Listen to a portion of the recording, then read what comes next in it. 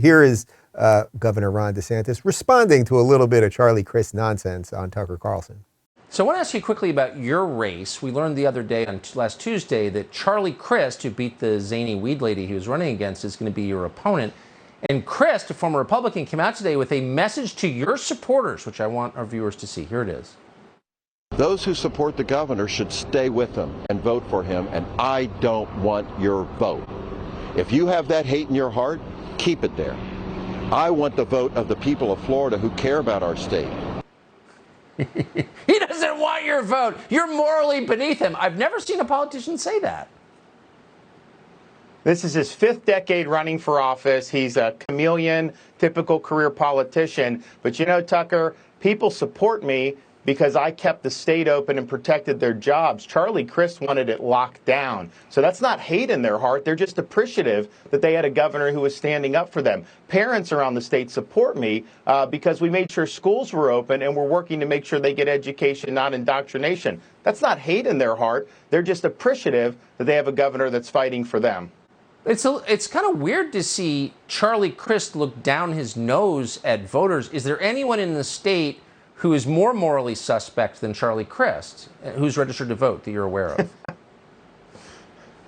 I'll tell you what, I would take, I don't think you can. I think he is not one to be cast in stones.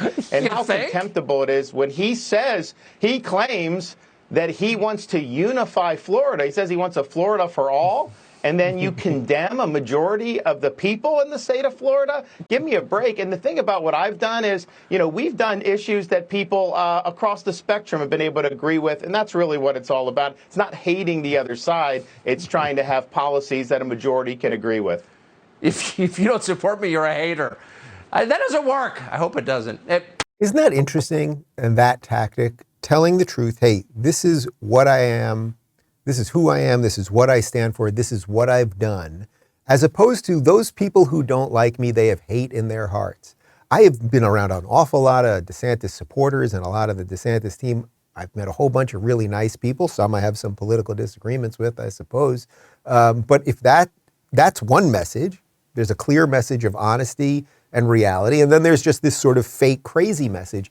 But this crazy message is spreading everywhere with the Democrats, and this is what I need.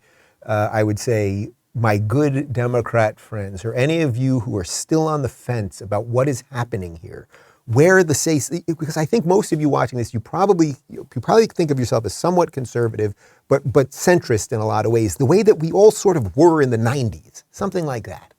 And that is in stark contrast to what the Democrats of today have become, whether you're talking about that crazy Biden speech, whether you're talking about Crist saying that half the people in Florida have hatred in their hearts.